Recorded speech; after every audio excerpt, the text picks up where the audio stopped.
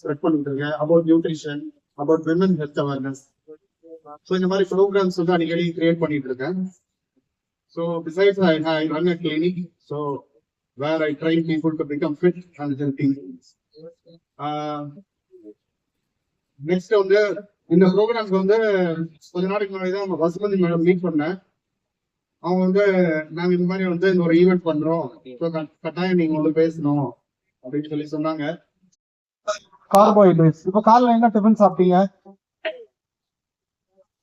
இட்லி, வடை, puri, Pongal, dosa. Okay, தாண்டி எதுவும் இருக்காது. அப்புறம் மத்தியானம் டீ கொடுத்துட்டாங்க. அது வேற. ஓகே, நான் ஹெல்த் டாபிக் வந்து இங்க பேசணும்னு நினைச்சேன். வந்து 1/2 கிலோ கேக் வச்சிருக்காங்க முன்னாடி. So sorry sir.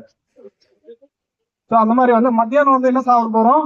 Full of rice, கொஞ்சோண்டு வந்து வெஜிடபிள்ஸ். அப்புறம்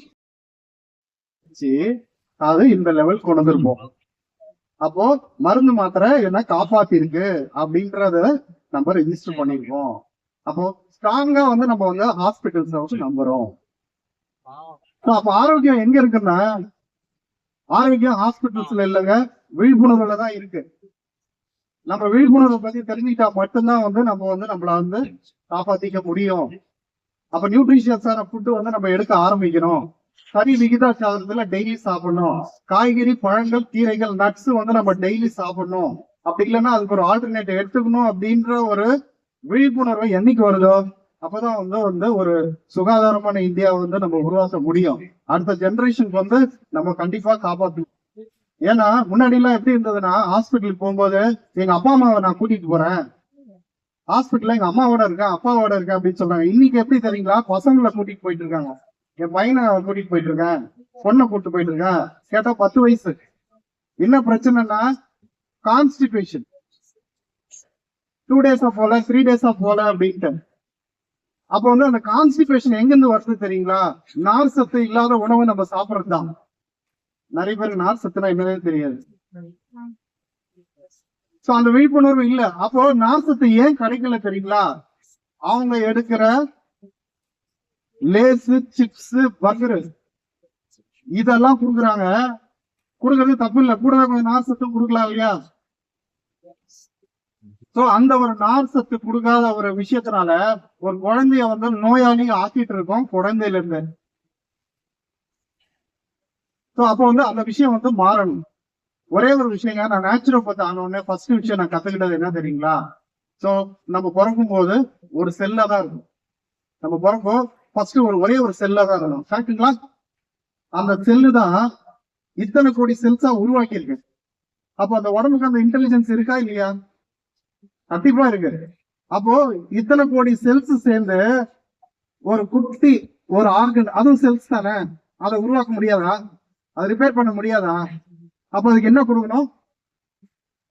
சரியான வந்து ஒரு உணவு கொடுக்கணும், ஒரு நியூட்ரிஷனான என்விரான்மெண்ட்டும் கொடுக்கணும்.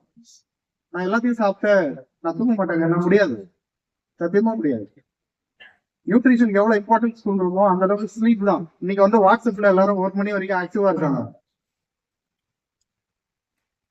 அப்ப வந்து நைட் வந்து 12 மணிக்கு பிரியாணி திட்டுறது, 3 மணிக்கு தின்றது சொல்லிட்டாங்க. அதாவது என்ன சொன்ன, பேச்ச கம்மி பண்ணுங்க, நான் விட்டா போயிட்டே இருப்பேன் அப்படின்ட்டு. பட் எனிவே வந்து இந்த நியூட்ரிஷனான விஷயம் நம்ம எடுக்கும் போது மட்டும்தான் வந்து நம்மளால நம்ம காப்பாத்திக்க முடியும்.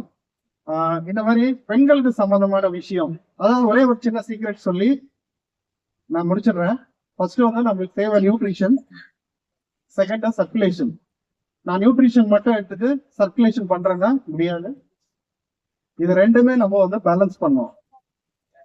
ஸோ நியூட்ரிஷன் அண்ட் சர்க்குலேஷன் இது ஞாபகம் வச்சுக்கோங்க. நெக்ஸ்ட் வந்து இந்த பெண்கள் விழிப்புணர்வு இந்த விஷயத்துல வந்து அதை சொல்லி முடிச்சிடுறேன். ஸோ இன்னைக்கு வந்து நிறைய பெண்கள் ஒரு புதுசா ஏஜ் அட்டன் பண்ணவர்ல இருந்து ஒரு 20 இயர்ஸ்க்குள்ள எத்தனை பேருக்கு பிசிஓடி இருக்கு தெரியுங்களா? இதெல்லாம் வர்றதுக்கான வாய்ப்புகள் என்ன தெரியுங்களா? ஸோ வந்து சின்ன வயசுல இருந்தே எல்லாருக்குமே ஆரம்பிக்குது. அதுக்கு வந்து என்னன்னா, அது வந்து மார்க்கெட்ல கிடைக்கிற விஷயங்கள். ஒரு 30 வருஷத்துக்கு முன்னாடி யாருக்கும் அந்த பிரச்சனை இல்லை. இப்போ வந்து ஃபைப்ராய்டு சர்வசாதாரணமா சொல்றாங்க, பிசிஓடி சொல்றாங்க. அது எல்லாத்துக்குமே வந்து காரணம் இதான்.